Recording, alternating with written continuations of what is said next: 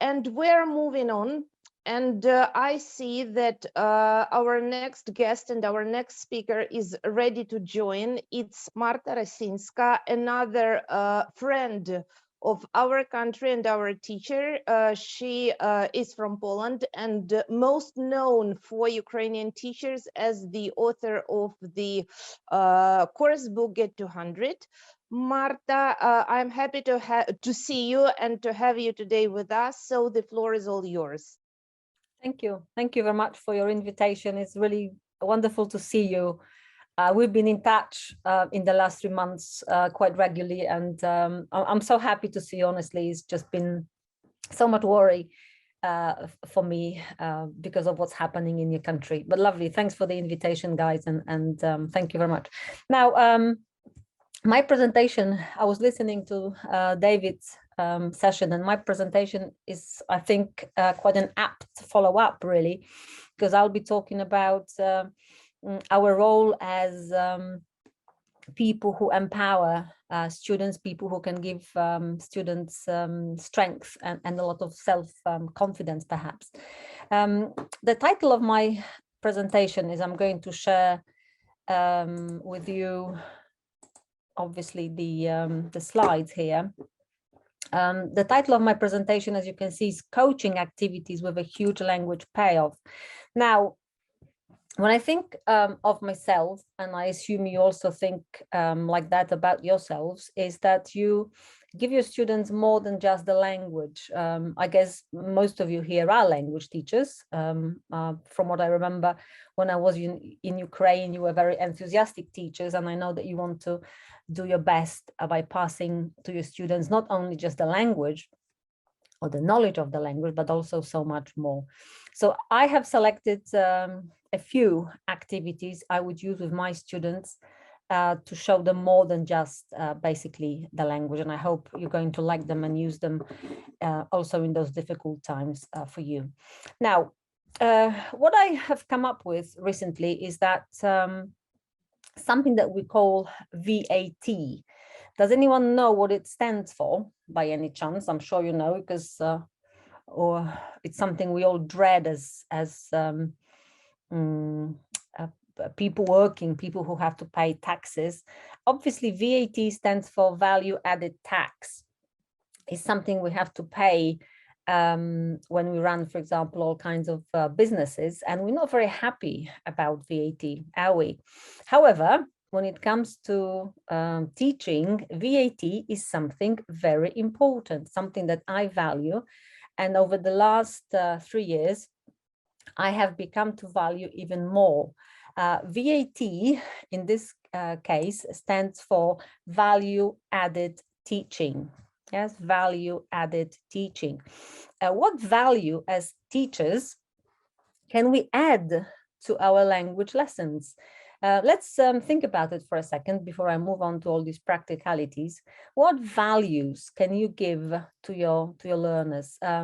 Now, over the last 3 years, we have witnessed this terrible pandemic. Now we are witnessing and feeling very upset about the war in your country.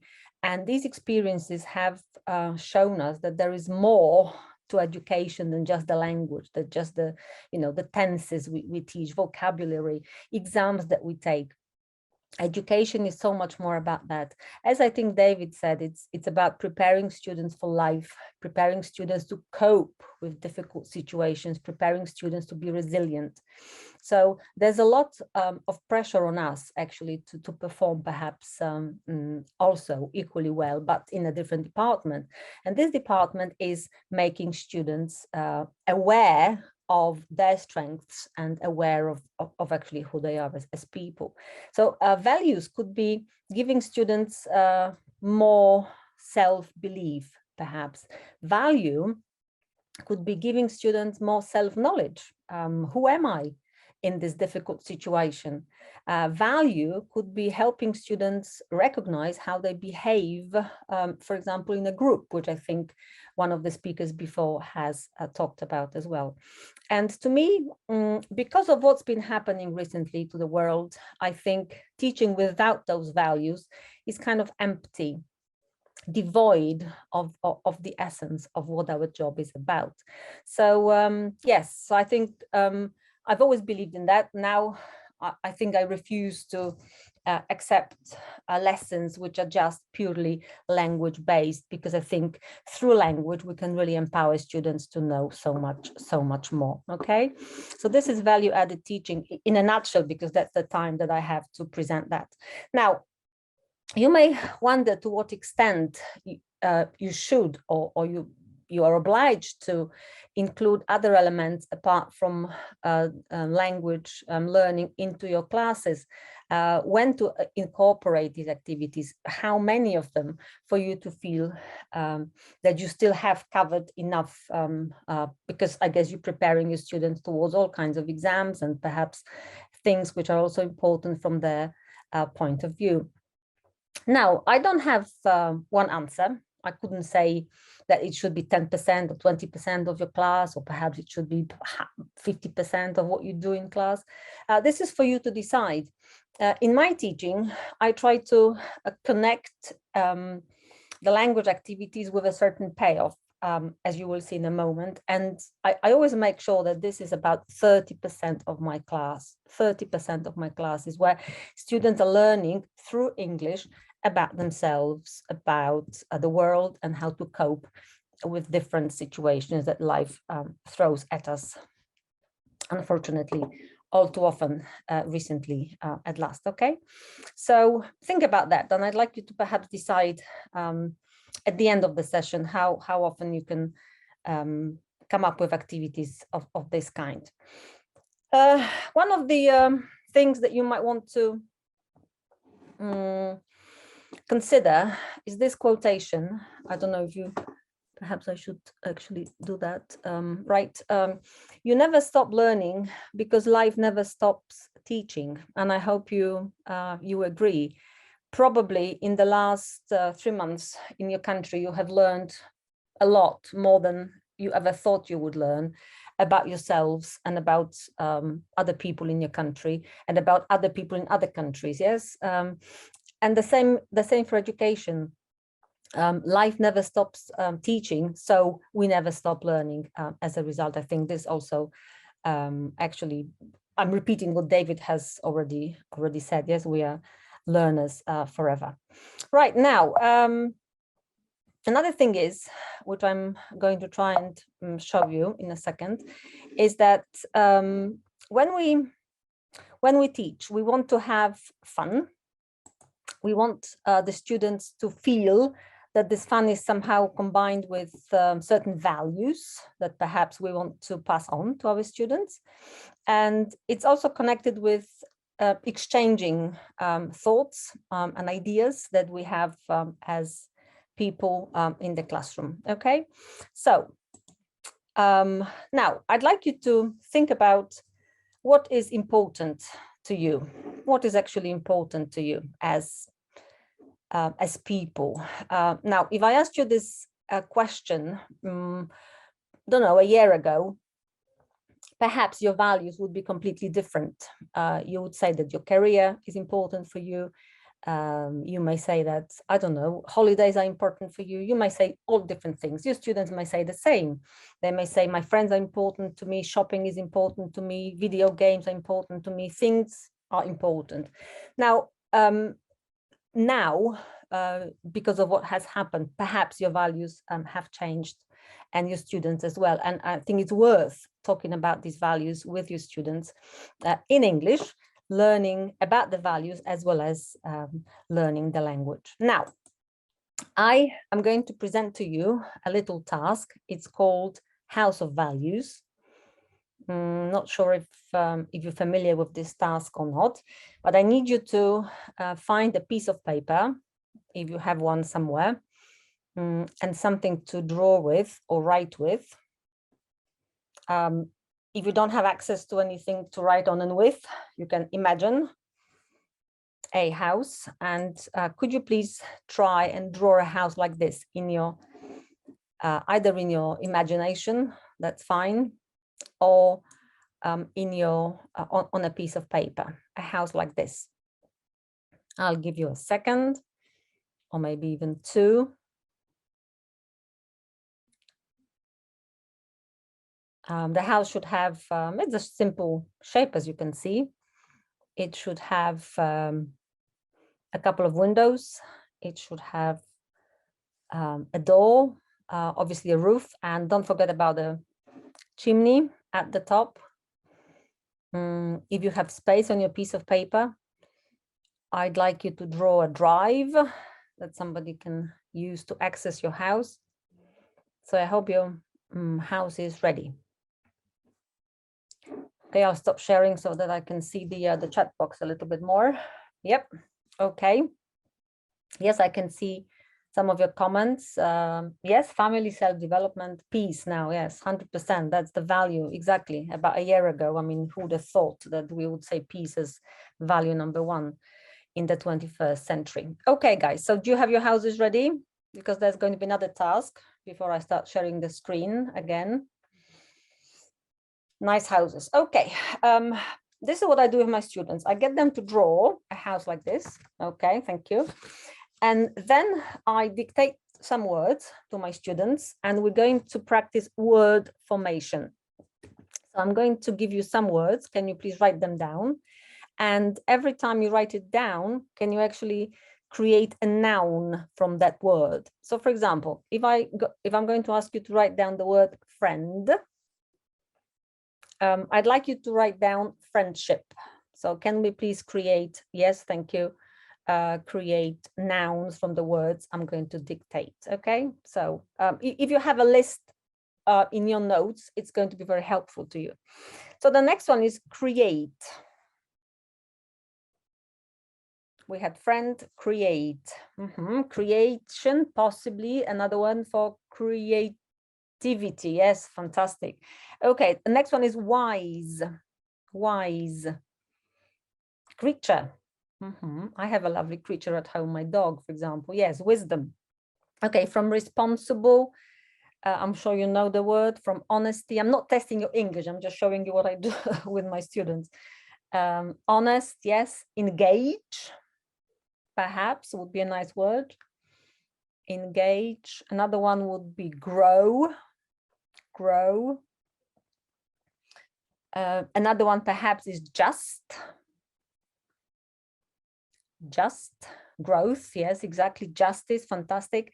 No, I'm sure you know this one, and your students will as well. No. Another one could be fulfill, if you want. Another one is a little tricky.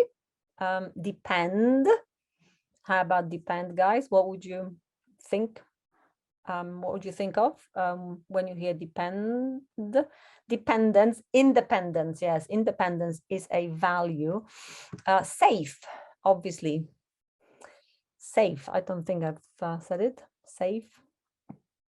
Etc. Yes, safety. Safety again, so important. Yes, safety. So you dictate words to your students that they can turn into nouns, because when we talk about values, values are usually described as nouns in English. Okay, let me share the screen again here. So you have the you have a house, I hope, as nice as this one. Yes. Now I'd like you to use the values I have dictated to you, those friendship and independence and wisdom, justice, etc. And could you please place these values somewhere on the house? So the more important the value, the lower it should be. So foundations, out of these values, which is or which are the most important to become the foundations of your house. Something is still important, but perhaps a less important than the foundations. It becomes your door.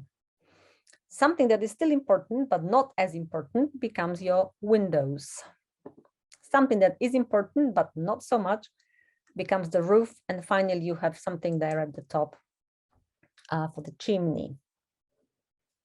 I can't see your houses, but I believe that some of you at least are trying to draw the houses and place the values. I'll give you a second to think. In class, it takes some up to 15 minutes for the students to first of all make the nouns and then place them onto their houses. Students can color in the houses. They can write these words nicely, neatly. So their house of values is something they can share with other students. It's a great activity for students to share what they have in common and perhaps what they differ as well. And also for you to see if the values in the class are similar. And for you perhaps to compare yourself with your students as well. Now, what is interesting about this activity as well is that it shows to the students what actually matters to them personally. Sometimes people are unaware of their value system, yeah, what's important to them. They don't know until they think about it. So this is a kind of thinking, speaking activity, sharing what's in common. Now, I did this activity, I think last time was in November with my students, and the values were like knowledge, learning, fun, independence, money, all values like these. Yes, health was very important because of the pandemic. I repeated the activity when the war broke out in your beautiful country, and the values changed. People suddenly decided that, you know, at the very bottom there was safety and peace. Yes, so everybody has been affected by that, and this shows you also how values change because of the situation that we are facing. Now, if you're looking for a list of values, because it's sometimes not very easy to think of many, and you need to give students quite a number of them, you can find lots of them. Google search will help you. You just put in core values, and you will just see lists of these nouns that you can, first of all, engage your students in creating nouns, and then actually engaging in some kind of a discussion about these values. So I do recommend this activity a lot. I hope you're going to find it interesting as well. Okay, another one which is very similar is called a jar of values. And I have my jar with me. I do this with the teachers as well when I train in Poland. I shown this to some teachers recently. I think it was last month during my Macmillan talk for teachers in Poland. So basically you need to prepare an empty jar like this one. You also have to find some bigger stones,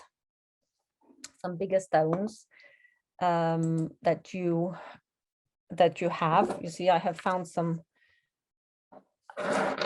here, not far from where I live. I have quite a few of these stones. Yep. Okay. I also have found some pebbles, and these are white pebbles that, you know, I found somewhere. And you should also find some sand, but it might be difficult. So instead of the sand, I found some, no idea what it is actually in any of the languages I can speak, but something like this that actually is going to, I'm going to make do with in the absence of sand.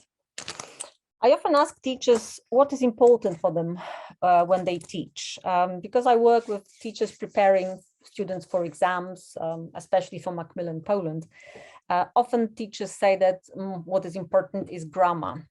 So they put what matters to them in that jar. Yes? So they put grammar. I ask them what else. They put vocabulary. I ask them what else. They say, I don't know, skills work.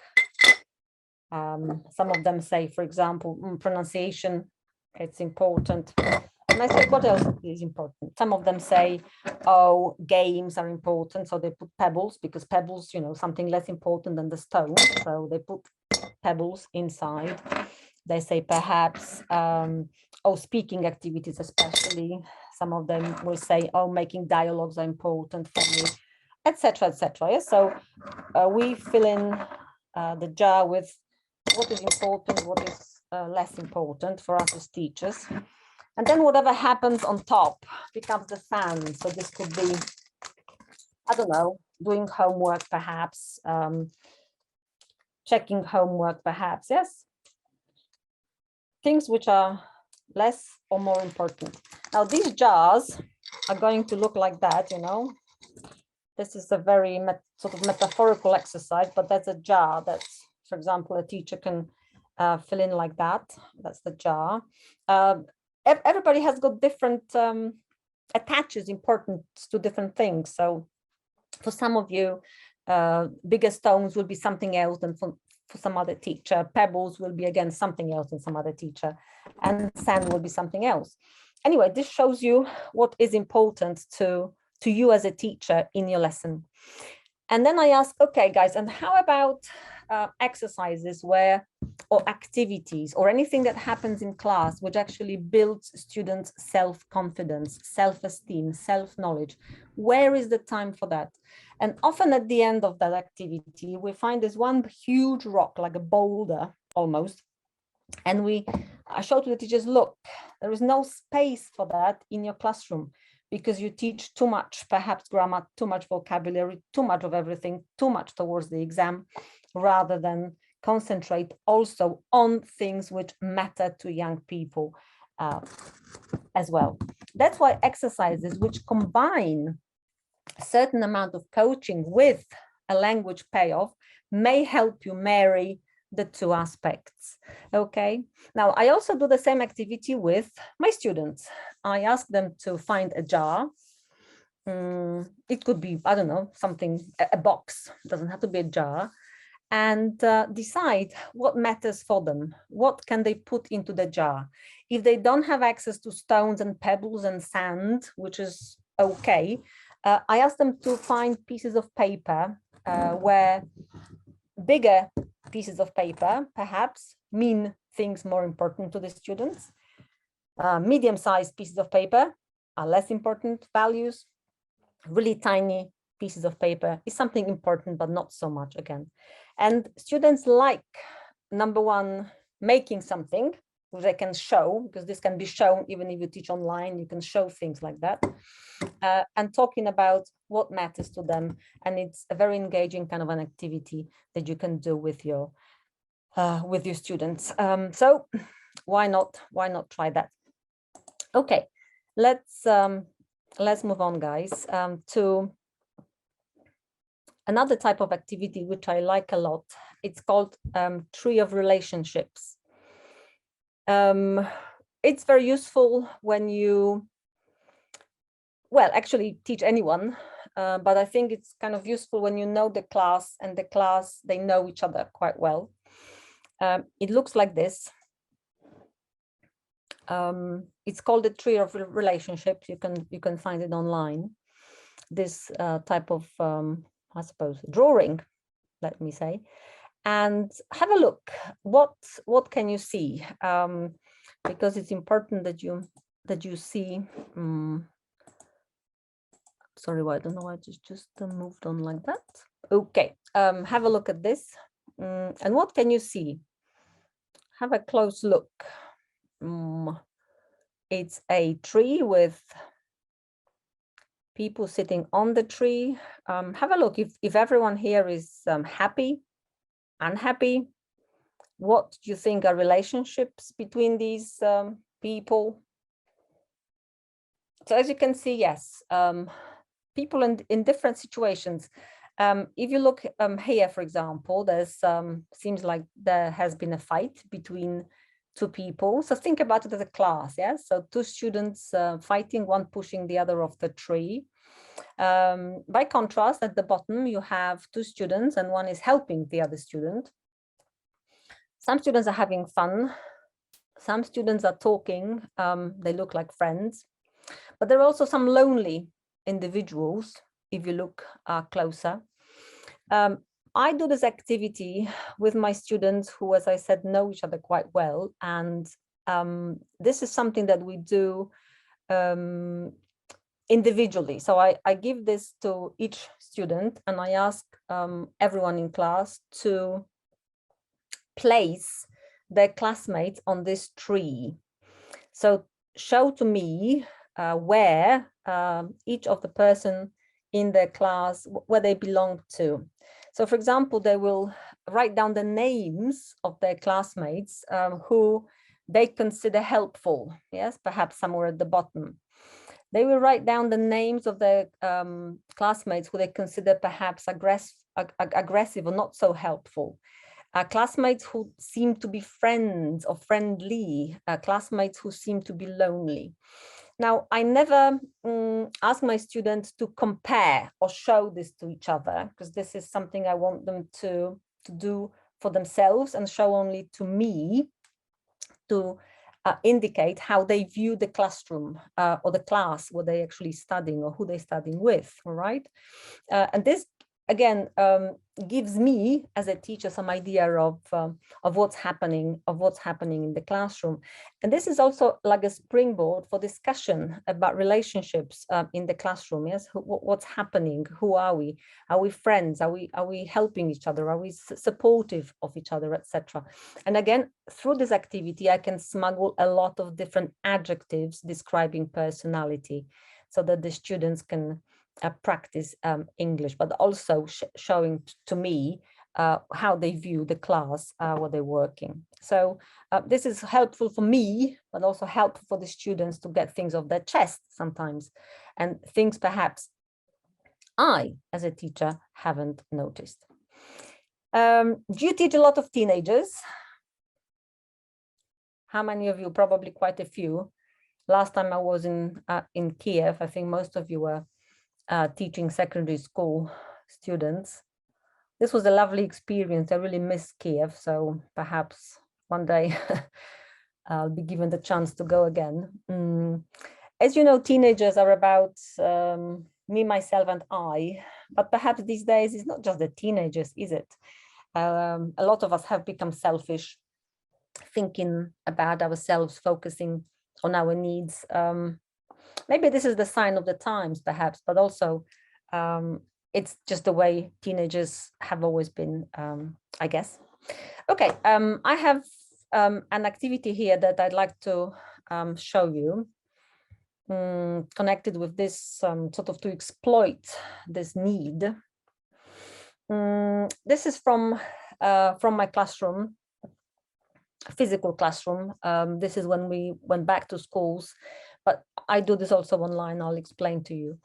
I take to the classroom all kinds of objects. Have a look at this. Lots of different objects, actually randomly chosen. I didn't put much thought to what I put in my bag. I just grabbed lots of objects that I had at home. Some of them sort of, I don't know, perhaps useless, but meaning something. You need quite a few of these objects. You bring them to the classroom and you put them on the floor somewhere in the corner of the classroom. And you ask students to get up, to stand up and collect objects which mean something for them. They are meaningful, that can perhaps explain what the students like, or it reminds them of something important, something personal. And ask the students to bring, to take, I don't know, pick 3 or 4 and sit down and think why they've chosen a particular object and what why it matters to them, what perhaps it means in terms of their life or interest or family, etc. Now, obviously, if you teach online because of the situation, you can simply put these objects in your house on the floor if you have access to them, and take a photograph and share the photograph with your students. If not, you can basically find lots of photographs online and prepare like a collage of photographs showing different objects, and ask the students to select those which mean something to them. Students then sit down in groups of 3, perhaps, or 4, or in breakout rooms. They discuss how important these objects are and what they remind them of. Again, it's an activity which helps students, number one, name certain things in English. So students learn quite a lot of vocabulary here by naming these objects. They often don't know the words, like, I don't know, for a purse, for example, or a mirror, anything, yes? So they learn words like that, but they also have a chance to put some meaning to that, to these objects. So this is, I don't know, I find that quite useful to open students up and help them talk about themselves. When when they're ready, when we've talked, I ask the students to prepare their personal logos. Personal logo. So they choose some of the objects I brought, or if we work online, students look around the house and find objects which somehow mean a lot to them, and then they prepare their personal logos. This is my personal logo. Have a look. It shows actually four objects, because one of them is the desk, and then you can see a mouse, glasses, and a glass. What do you think this tells you about me? What does it tell you? What does my logo tell you? Imagine I'm like a company. It's my brand. What can you see in this logo? Net addicted. Perhaps you teach via Zoom, so you need mouse. Yes, okay. Hardworking, right? What do you think is in the glass? Because I'm smart. I don't know, sometimes. But I am hardworking. This is very true. Yes. You work a lot. You like studying. Yes, I like studying. Yes, that's good. Ready to listen, speak to others. Yes, fine. But why the glasses, guys? Water, it's healthy. Yes, it's water, but it perhaps could be vodka, actually. You don't know that. Knowledge. I like reading. Some spirit to cheer me up. Yes, that would be a good idea. Yes, I speak a lot. Well, if I have to, I speak a lot. If I don't have to, I say nothing really. Yes, bedside. Yes, I need my glasses. I can't see otherwise, etc.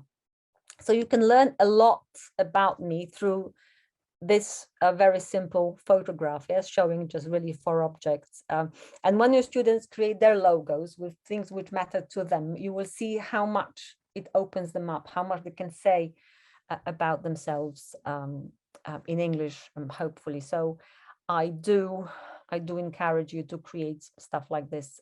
Again, if they don't have the objects for whatever reason, they can draw them. Yes, it doesn't have to be a physical object if they have trouble accessing their things, because a lot of you have been displaced. Yes, you don't live in your houses, so it can be drawn. Yes, so always find a way in which an activity like this can be changed simply because of the circumstances that you have found yourself in. Okay, so that's possible. So that's my logo, one of many I have created in my life, actually. Okay, I would like you to, if you are online, if you can go to, maybe I can actually do something different. I will share a link with you, if possible, and then you will see what a wonderful site it is, where I learn a lot from, and I encourage any English teacher to use it. I have pasted the link in the chat box. If you can access the link, that would be wonderful. If not, I can tell you about it, or perhaps maybe, yeah, I can tell you about it a little. It's a wonderful site. Actually, as language teachers, I think we are very lucky, because we can teach a lot of self-knowledge, for example, through English, and it still makes sense, because we teach the language and we learn about ourselves through language and expressing ourselves. So we can take advantage of all kinds of sites where are used for, I don't know, either coaching purposes or psychological type of activities, but actually a lot of that is the language here. This is a wonderful site. They have changed the name recently. It used to be called Thriving Adolescent or something like that, and they changed it. This is a lovely site, because apart from all kinds of, let's say, knowledge or information you can gain, there's also this site here where you can see resources, right? And under the resources, you can find, honestly, lots and lots of very nice, simple exercises that will help your students talk about themselves. They vary from simple to perhaps more complex types of tasks, but honestly, it's something that is worth looking at and using with your students. This is the site here. I've accessed this this site here, resources, yes, and as you can see, there's like lots and lots of different types of resources that you can download for free and use with your learners. These are sort of, as I said, downloadable worksheets. So this is ready-made material that you can use. Obviously, it's copyright free, so you don't breach any regulations here. On this side, you can also find videos, short films that you can show your students and explain different perhaps aspects of what self-knowledge is about. And again, this is through English, so it's honestly a wonderful place for us teachers to access. So I hope you're going to find it very useful, and you will, I don't know, send us a message and say, wow, I like that. Yes. Okay, guys, a couple more of tasks that I use with my students. A huge language payoff. Let me share the screen again. This one is called A Parliament of Owls. One of my favorite collocations in English when I was learning English. Well, I have been all my life actually, but I remember that, and I was shocked that somebody could have invented something like that, that a group of owls, a group noun, is a parliament of owls. I think it's very clever, don't you? How beautiful English actually is. Anyway, an activity called the Parliament of Owls is about you asking the students to work on their own, first of all, and you give your students these WH words that we use to make questions. This is an excellent activity for making questions in whatever tense you want to practice, or perhaps you want to mix up the tenses. You might have to anyway.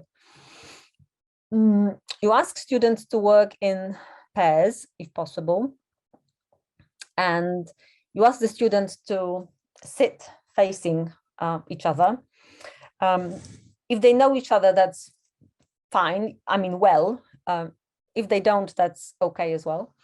And you ask the students to look at each other for a second, and then think of questions that you would like to ask that person using all of these WH questions. So the students have to come up with 9 questions for their partner. Yes, they could be simple questions like, who is your favorite, I don't know, actor, but perhaps some other questions. What do you like doing? Yes, when would you like to, etc. If you have lower levels, perhaps instead of 9 questions, you may want your students to come up with 6, maybe even 4 questions. It depends on the levels that you teach. Anyway, the question preparation stage is when students think of the language, of how they want to phrase the question. The questions have to be personal, but not personal to the point where somebody may not want to answer the question. So please warn your students, yes, we want nice questions. You want to find out about your classmate as much as possible, but not too personal. Yes, not those that infringe on your privacy in some way. And when the students finish writing the questions, you can check, monitor, and then the students work in pairs and find out as much as possible about their partner through these questions. Again, they learn a lot. It's a simple activity, but students practice grammar, vocabulary, but also they learn about their students. And often they find out things like, oh, really? You also like tennis, or you also like blue, or you have been there. So very often students in class, they have no chance to find out what they have in common. And through this task, they often do. So I like that. Why not? Why not? Don't know if you do, how often you use an activity like that, but it's worth trying. Okay, and coming to the end of this talk, I want my students to feel strong, but also stronger and stronger. I keep saying mentally stronger. I think the pandemic has weakened us as adults, has also weakened our children, our teenagers, young adults. They've lost a lot of, I don't know, faith and confidence. They're worried about the future. And what's happening in your country is absolutely, I don't know, unthinkable.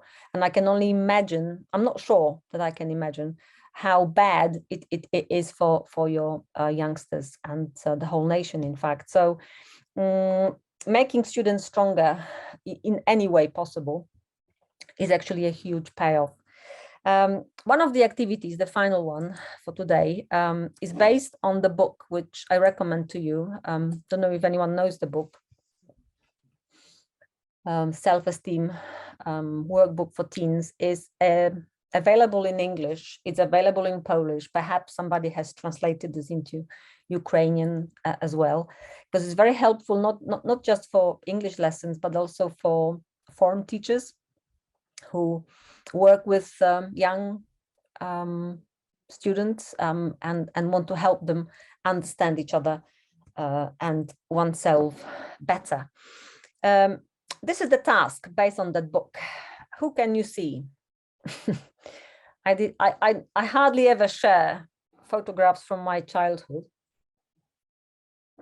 but I decided to share it with you. Well, on the right, clearly, it's me now, me being 50, 51, in fact. And on the left, you can see me. How old do you think I was in that photograph? How old do you think I was? 16, 14. It is me, as it is me. 13, 14, 15. Okay, I see. 16. Well, what have I done? In that photograph, I was actually 13, guys. I was 13 in this photograph, yes, 13. I was lucky enough to go abroad with my dad. He used to work in different countries, and this is one of the countries where he worked, and we were on holiday. And what I encourage my students to do is to find, if possible, 2 photographs of them when they were very young and them now. Again, if they don't have access to their phones or they've lost, you know, their belongings, they can draw it. It's not perhaps as successful, but they can draw themselves as children and draw themselves now. This is also possible. And I asked them questions like, you know, what they thought about when they were young in this photograph. And I'm trying to think myself, what did I think? What did I imagine life to be like in the future for me? So I went back and I tried to think about it and compared it with me now. Yes, who am I at the moment? Have my dreams come true? Which of my dreams have been shattered for various reasons? What can I do? Yes, so a little compare and contrast photograph kind of activity. And then I dictate to the students these words. So we work on the language of the body, like parts of the body, or organs. So for example, veins and lungs and heart, elbows, skin, taste buds, fingers, teeth. If you have higher levels, you can give lots of these words to the students. And the task is for the students to, if they want, to compare how much this has changed over the years. So in terms of, I don't know, for example, my hair is now shorter than it used to be. Perhaps I am a little bigger than I used to be when I was young, perhaps, okay? But my heart is now bigger than it used to be then, because I used to be a very selfish little girl. Now my heart, I think, is much bigger. So students use comparative structures, yes, to compare and contrast their body from before and their bodies now. Then I asked them the question, what function these have in our lives? So why do we have veins? Why do we have lungs and heart and elbows and skin? So students think about what these parts of the body or these organs do for us, again, if possible, in English. And finally, and this is a really nice task at the end, I showed them names of very famous people that students recognize. This is just a random choice. and I say, how important do you think these parts of the body and their appearance in general was for these people, for these people to succeed? And then the students are shocked because they say, well, none of these people were particularly handsome, but they all were very successful. And this, again, I think teaches preteens especially and teens that actually appearance may be so important to them when they're young, but in fact, it doesn't matter that much. Now, you have your wonderful president, who is considered by many to be handsome. Yes, to be handsome. Now, do you think he's so successful and so brave because of how handsome he is? You see, I'm sure you know that this is not about the looks of your president, and this is not the, you know, how handsome he is or how funny he used to be. It's about how strong and how brave he is as a person now, and what wonderful things he does for your country. So this is a way of showing to the students something else than just the language. You revise parts of the body, you revise all kinds of perhaps comparative language as well, yes, but at the same time, you show them that there is more to life than just someone's appearance. Okay, guys, that's all from me. It's been a short talk, I think. Yeah, 45 minutes, it's yes, never enough to share ideas, but if you have any questions, please shout. You know how to contact me, I hope. If you want, and I'd like you to stay brave, guys. I'm so proud of you and so full of admiration for who you have been, and the fact that this conference is taking place is just astonishing, that you managed to find the courage and time and energy to actually organize it as well. So thank you very much to the organizers. Thank you to you, teachers. Stay brave. We have faith in you, in your nation. We're going to win. But you're going to win, and we're going to help you. Take care, guys. Thank you very much, Marta, both for your presentation, but mostly for your warm words and for your support and for being in touch with us for so long time, being so worried about what is going on and what is happening in our country. Thank you very much. Thank you. And hope to see you in Kiev. Oh, yes, I'm sure I will be there one day. It's going to be okay one day. It's just tough at the moment, yes. Thank you very much. And finally, we have a pleasant surprise, a special guest for our conference. This special guest is Simon Gfeller. He is an amazing guy who is an opera singer. Hello. But also he is a pronunciation coach. He teaches pronunciation, and also from time to time he does some voice cover for movies. Am I right? Yeah, that's right. Simon, I do know that you prepared some surprises for our teachers, so please share it. Right. Well, listen, thank you. Can you all hear me correctly? Yeah? Yeah. Fantastic. That's great. Well, thank you so much for inviting me, guys. I'd like to thank Ina, Helen, Grzegorz for making this happen and for inviting me. I couldn't refuse. It was a really important thing for me to come in and pay a little tribute to all the work done by all the Ukrainian teachers. So same time last year, I was giving a workshop on this very platform on an opera singer's guide to English pronunciation.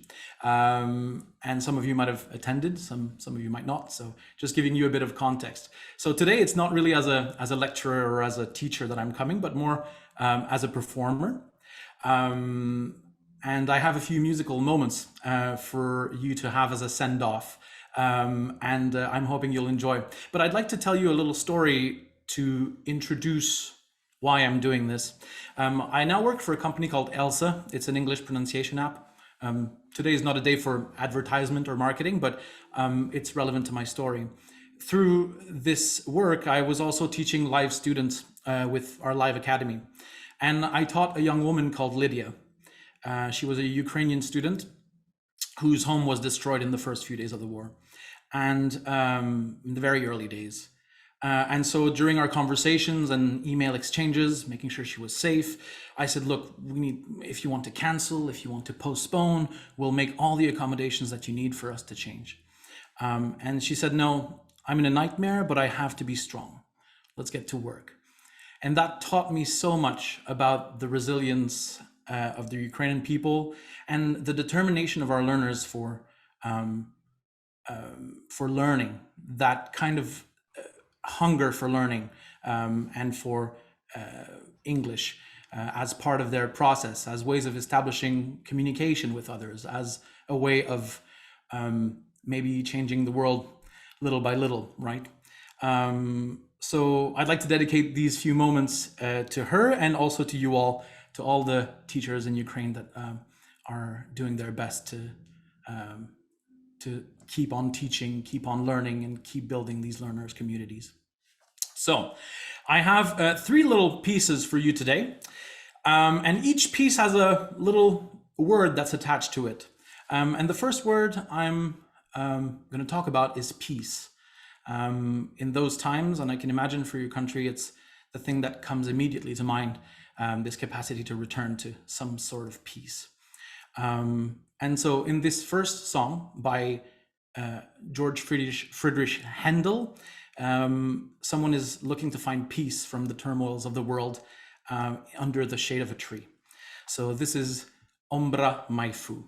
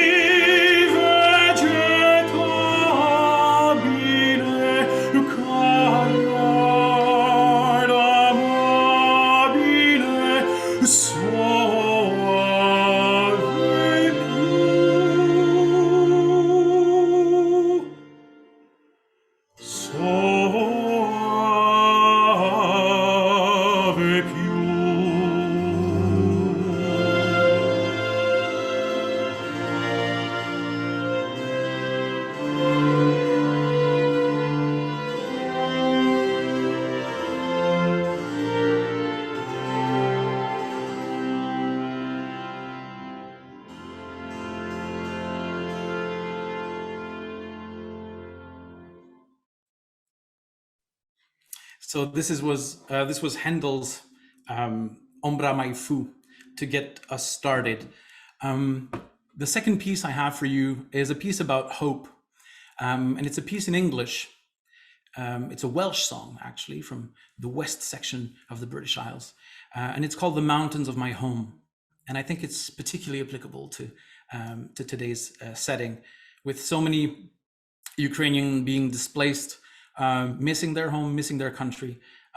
I think this is only applicable for today's concert. So this is The Mountains of My Home.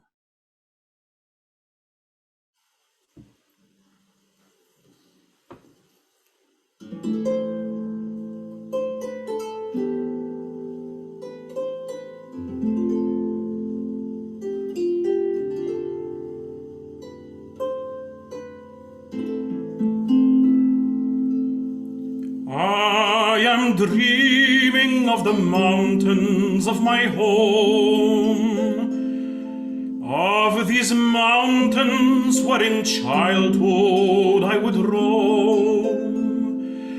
I have dwelt 'neath southern skies where the summer never dies, but my heart is in the homestead on the hill. I can see the little homestead on the hill.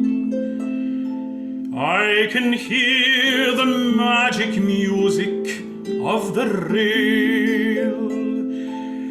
There is nothing to compare with the love that once was there in that lovely little homestead on the hill.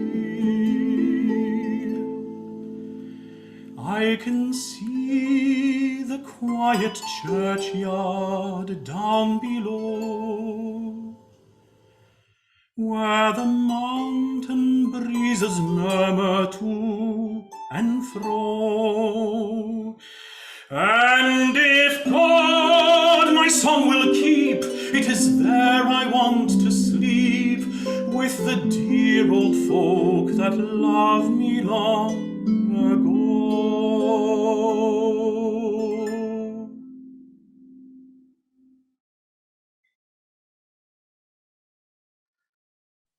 Wow. This wow goes through whole chat now. All right. Well, thank you so much, guys. I appreciate that. I can imagine I'm seeing a few comments already, so that's really appreciated. So one last song. All right. So this last song. So the first one was about peace, the second about hope, and this third one is about love. And I was doing a bit of research on Ukraine. I noticed that your national flower is the sunflower. And so I thought, well, I have to sing about the sun. And so without further ado, you'll certainly recognize this. Off we go.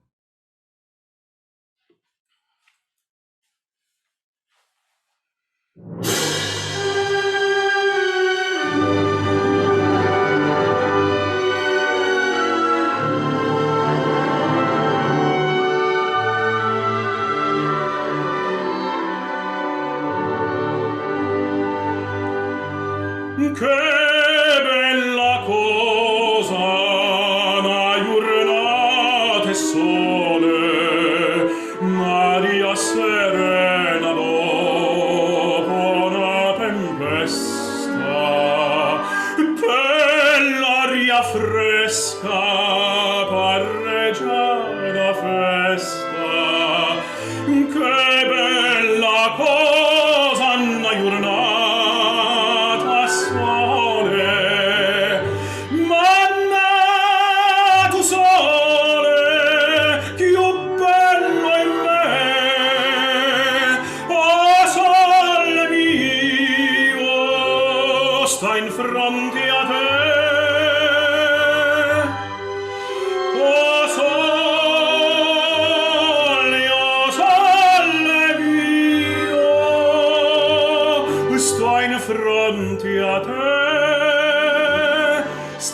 Fronte a te, ma tu sole più bello in me,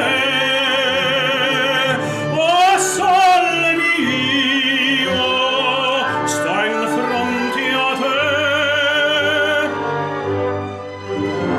oh sole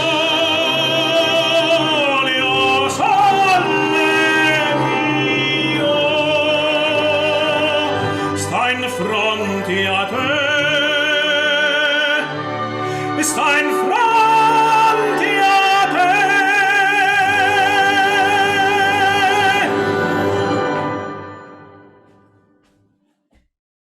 Simon, bravissimo. Thank you so much. Thank you so much. This is the perfect closing for our rather long webinar, but all the participants, all the teachers from all around our country are still here and they applaud you. And our guests are here also wanting to say some final words, final remarks to all of the participants. So please feel free to unmute yourselves and say whatever you want to say to our teachers. Yeah, I'm happy to stick around as well.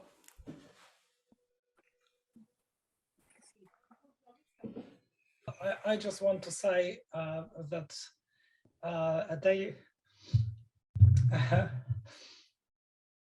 this is really more, well, a day like this makes you very proud to be working for this particular company and for those particular teachers, audiences. So thank you, everybody. It's been amazing. I told truth when I told that we came here today with very, very special sessions and the best ever ideas. And it looks like a big, big movie with one very important message, that we should take care of each other and we are strong when we are together. Thank you so much. Slava Ukraini. Yeah, as I said before, I think that webinars were invented for a day like today. It's just been amazing that we've all been together. You know, when Simon's singing and people saying they're in air raid shelters, it's kind of just abysmal. But yeah, best of luck to you all. Stay safe. And as Helen said, yeah, we're all definitely stronger together. Yeah. Yes, I haven't said anything up to now because I was afraid that I would burst into tears, but it has been for me a wonderful experience. I've loved the other sessions. I've loved all the comments from the teachers in the chat box, and it really has been a very special day. So I'd like to say thank you very much to all of you, and see you soon, I hope. I feel a bit like Jane. I was getting emotional at the beginning when you were all saying hello and where you were from, the beginning of the afternoon. And I've still got a wobbly voice now from listening to Simon, which was phenomenal. And just reading the messages and actually being able to communicate with you right now in these circumstances and send Zoom hugs. And yeah, so Macmillan Poland folks, thank you so much for asking me to be part of this. And all the teachers out there. Well, A very good initiative. Do it again. Let's hope we won't have to. I was going to say, but hopefully for a Let's different hope we will reason be next time. soon. Yeah. Yeah, we miss you guys, and we want to be back there working with you on site. And we all have all those wonderful memories of your hospitality and enthusiasm. Thank you. So we were told about August. So we are hoping to see all of you in August. So yes. Do your bit and get it over with by August. Yes. Thank you so much. And all the best to all of us. Good evening, everybody. Thank you. Thank you. Hi. Jane and Fiona and David and Marta and Simon and Ben and Ivanti. It's been a wonderful day. Has been. And maybe on behalf of all the teachers who are here now or who will watch this conference in the recording, and on behalf of our Macmillan Ukraine team, I would like to say huge thank you to Macmillan Poland team and Poland as the country for everything you are doing for us. Thank you very much. Thank you, Ina. This I only may say that this is our duty, this is our obligation, and in those difficult times. And thank you very much to all our speakers. You were wonderful. You were really wonderful. Thank you for being with us. Thank you for being together. Grzegorz, thank you very much for putting it all together and just our organization. The Ukrainian team is wonderful. Wherever you are, whether you're in Ukraine, whether you're in Poland, big thank you for the organization. It was a wonderful afternoon. Although the circumstances are not the ones that you like to have, but what can you do? Stay safe, first of all. Win. We know what to do. Win. Keep doing your job. Thank you very much. Thank you, everyone. Миру See you нам soon. всім і до зустрічей. Mm. До встречи.